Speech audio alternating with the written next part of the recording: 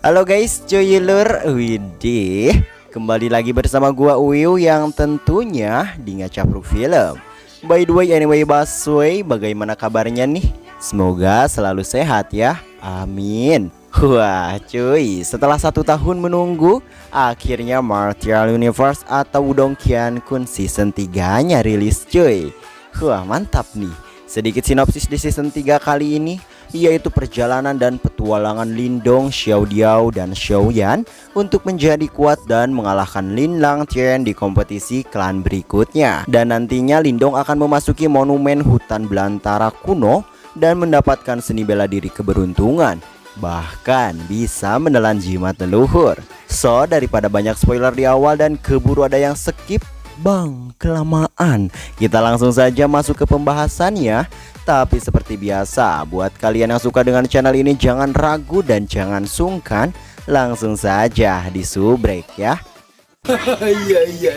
Mengingat lupa pada season 2 di tahun yang lalu, setelah perebutan jantung Nirvana dan ada sedikit adegan yang sangat menggoyangkan, dan ditambah Lindong berhasil menyembuhkan sang adik tercinta yaitu Cintan. Kali ini kita masuk ke season 3-nya.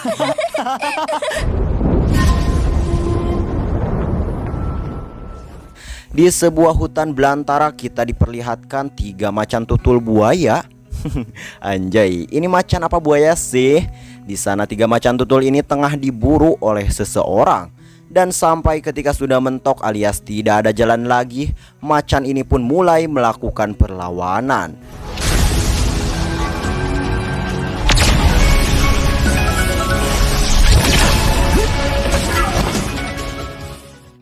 Dan inilah sang pendekar dari klan Lin, yaitu Lindong. Widih, tak cukup sampai di sini, pertarungan pun masih berlanjut.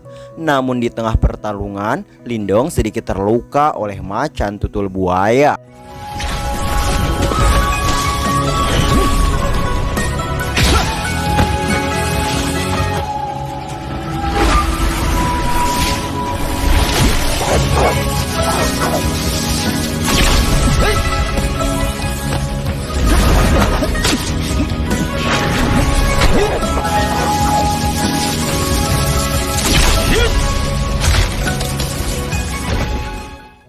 Sampai saat tinggal tersisa 1 macan lagi, Lindong pun menyerahkannya kepada si Xiaoyan.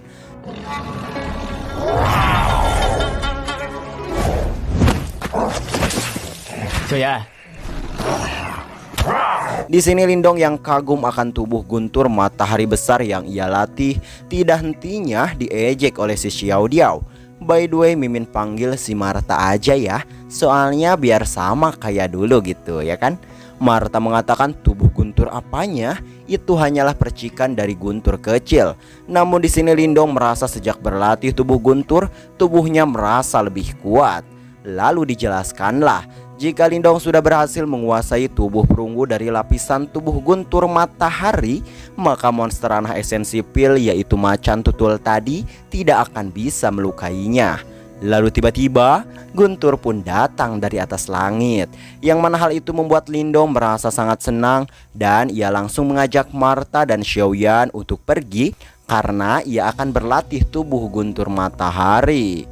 Namun ketika tengah di perjalanan, Xiaoyan terhenti karena nafsu berburunya semakin menjadi-jadi.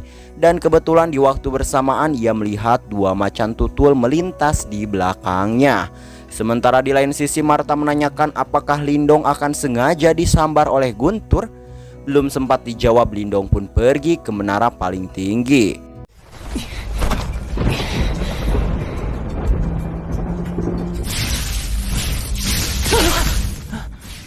Dan di sana Marta kembali memperingatkan Lindong bahwa langsung menahan guntur dengan tubuh merupakan hal yang berbahaya.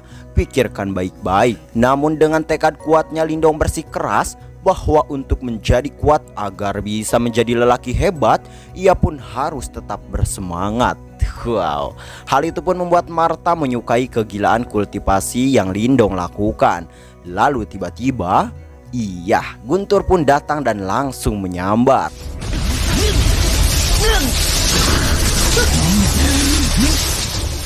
Di tengah kesakitan yang Lindong tahan, Marta pun angkat bicara dan meminta Lindong untuk menggunakan teknik tubuh gunturnya yang bertujuan agar Lindong bisa menyerap guntur langit tersebut. Namun siapa sangka di waktu yang sama guntur paling dahsyat pun datang, yang mana hal itu hampir saja membuat Lindong tewas.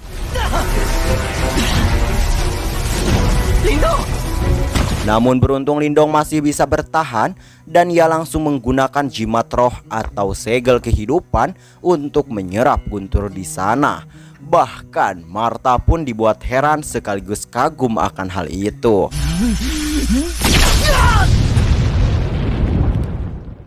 Lalu singkat cerita, setelah aksi gilanya usai, kali ini Martha dibuat bingung lagi karena di sini terlihat Lindong sudah seperti orang mati. Waduh, kalau pemerannya metong berarti tamat dong. Tapi tunggu dulu, sewaktu Martha mengecek dadanya, tiba-tiba iya, Lindong pun bangun dan mengagetkannya. Lalu kemudian Lindong melihat hasil latihannya. Namun sangat disayangkan, walaupun sudah menyerap guntur langit yang amat sangat dahsyat, ia masih tidak bisa menerobos ke tahap tubuh guntur perunggu. Lalu Martha menjelaskan walaupun tubuh guntur perunggu merupakan lapisan pertama dari teknik guntur matahari, menguasainya bukanlah hal yang mudah. Ditambah jika sudah menguasai lapisan pertama ini, maka Lindong bisa membentuk pusaran energi di tubuhnya, bisa menyerap energi langit dan bumi, dan bahkan bisa menempat tubuh dan tulang. Waduh, mantap cuy. Lalu kemudian Lindong bertekad sebelum sampai di Kabupaten Dahuang, ia harus menguasai teknik tubuh guntur perunggu. Karena hanya dengan memiliki kekuatan yang kuat, maka ada harapan mendapat jimat leluhur. Lalu setelah itu Lindong menanyakan di mana Xiaoyan berada, dan Martha mengatakan palingan si Xiaoyan tengah berburu monster lagi tuh. Wah, jangan-jangan Xiaoyan akan melakukan terobosan, balas Lindong. Lalu di sini Lindong juga menyindir si Martha dengan kata, ngomong-ngomong, kau kapan kembali ke ranah 3 penciptaan? Aku tidak memperdulikan itu, balas si Martha. Namun tiba-tiba,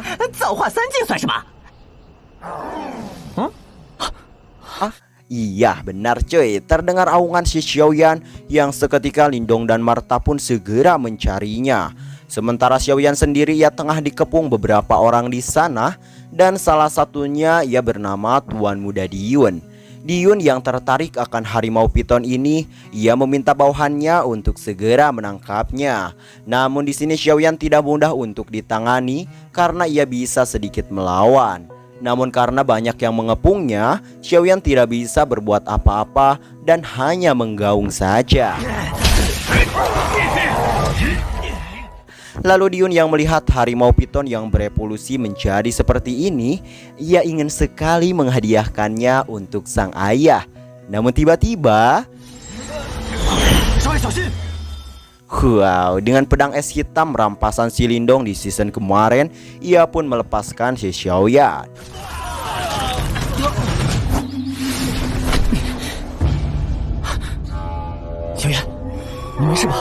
Lalu saat Diyun mempertanyakan siapa dan dari mana bocah liar yang ikut campur akan urusannya, Lindong pun angkat bicara bahwa berani menyerang rekanku, bukankah ini terlalu kasar? Oh, jadi kau pemiliknya, balas Diyun. Lalu karena begitu, Diyun menawarkan harga berapa saja asal Lindong menjual si Xiaoyan. Terlebih lagi agar Lindong bisa membeli pakaian bagus. Anjay, gila sih. Hanya satu kata tidak dijual, Lindong pun pergi dari sana.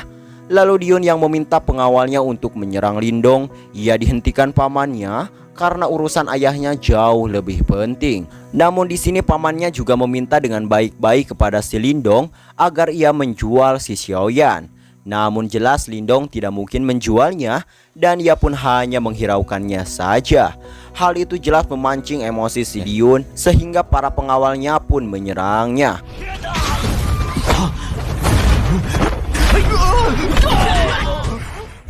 Dan ketika semua pengawalnya ditumbangkan, Diyun pun turun tangan dan sangat pede, yaitu dengan jurus tombak cahaya ajurenya, ia pun menyerang si Lindong. Namun nihil, hanya dengan satu tepisan saja Diyun pun dibuat ketar-ketir. Lalu karena sudah keterlaluan dan bersikeras untuk mengambil si Xiaoyan, Lindong pun mengambil tombak si Diyun sebagai tanda permintaan maafnya. Namun ketika Lindong ingin beranjak pergi, tiba-tiba ada seseorang yang memintanya untuk tetap tinggal dan juga menyerangnya. Orang itu bernama Diteng, ayah dari si Diyun. Diteng berada di ranah penciptaan Qi tahap awal. Lalu kemudian Diyun melaporkan keluhannya tentang Lindong, yang mana ia merebut mangsanya juga mengambil tombak ajurenya. Lalu setelah itu Diteng memuji keterampilan Lindong yang luar binasa, yang pantas saja mereka bukan lawannya. Namun poin dari obrolan ini adalah ia yang meminta tombak esensi ajurenya dikembalikan. Tuh, ada gajah di balik batu cuy. Boleh saja balas Lindong, namun dengan 20.000 pil yuan murni. Hah? Anjoy, hal itu jelas memancing amarah si Diyun dan ia menyarankan ayahnya untuk membunuhnya saja. Namun di sini Diteng malah tertawa dan ia memberikan 20.000 pil yuan murni sebagai tanda pertemanannya. Ia juga menanyakan namanya agar nanti jika bertemu kembali bisa lebih nyaman lagi. Namun Lindong tidak menanggapinya dan pergi setelah mengembalikan tombaknya. Lalu Diyun yang masih saja mempertanyakan masalah ini kepada ayahnya, ia pun dijelaskan bahwa Lindong akan segera memasuki ranah penciptaan Qi dan jika melawannya pasti akan menghabiskan banyak waktu. Sementara dirinya mempunyai hal yang lebih mendesak untuk diselesaikan. Karena nanti jika Diteng sudah mendapatkan sumber guntur dari binatang kristal guntur, lalu melangkah ke ranah manifestasi, maka ia bisa mencari bocah itu lagi. Sementara Lindong yang menguping pembicaraan mereka, ia menanyakan tentang binatang kristal guntur kepada Xiaoyan. Lalu Marta yang mendengar hal itu juga, ia sangat kegirangan karena efek dari sumber gunturnya bisa membuat Lindong mencapai tubuh guntur perunggu. Namun masih ada satu masalah lagi, yaitu satu binatang kristal guntur setara dengan praktisi ranah penciptaan Qi, yang takutnya dengan kekuatan Lindong saat ini tidak bisa mendapatkannya. Lalu setelah merenung sekian lama, akhirnya Lindong menemukan cara, yaitu dengan memanfaatkan keluarga Di. Xin pun beralih ke keluarga Di. Diteng menjelaskan bahwa binatang kristal guntur akan segera dipromosikan. Dan keberhasilan pemburuannya kali ini bukan hanya tentang ia yang akan melangkah ke ranah manifestasi, tapi juga tentang status keluarga Di-nya yang akan naik tingkat. Jadi momen ini tidak bisa dilewatkan. Lalu para pengawal dimintai pergi lebih dulu, sedangkan Diyun sang anak manja yang selalu dilindungi pamannya, kali ini ia ditugaskan untuk menjadi pendamping sang ayah untuk merebut sumber guntur bersama-sama. Karena ini juga merupakan pengalaman agar sang anak bisa tumbuh dewasa dan menjadi lebih kuat. Sementara Lindong yang mengikuti mereka, ia kembali mendapat informasi tentang binatang kristal guntur yang akan segera dipromosikan. Sempat mengeluh karena jika dipromosikan maka akan menjadi lebih kuat. Lindong pun diberitahu oleh si Marta bahwa memang benar.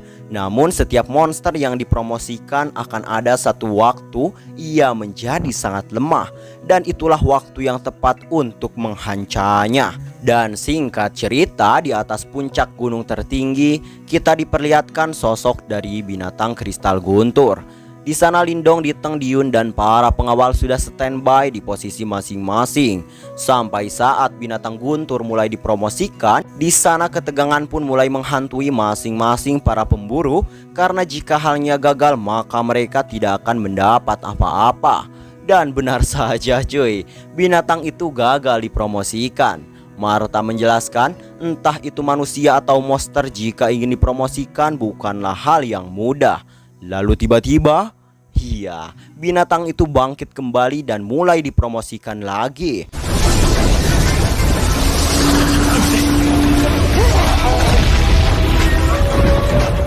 Dan kabar baiknya, di sini binatang itu berhasil dipromosikan dan sewaktu sumber gunturnya muncul, disitulah semua komplotan keluarga Di pun mulai menghancanya.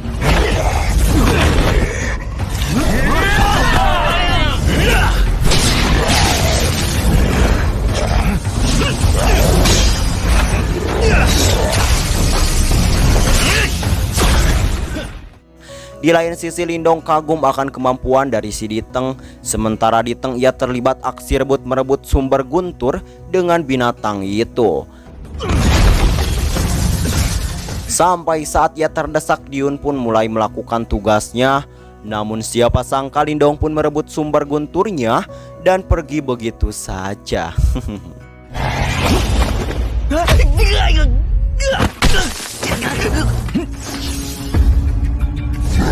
小子，我要你的命！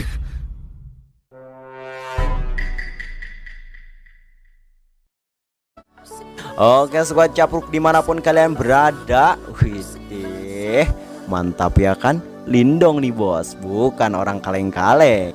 Oke cuy, jika kalian suka jangan lupa di like, comment, and subscribe-nya. See you next video. Thanks for watching and goodbye.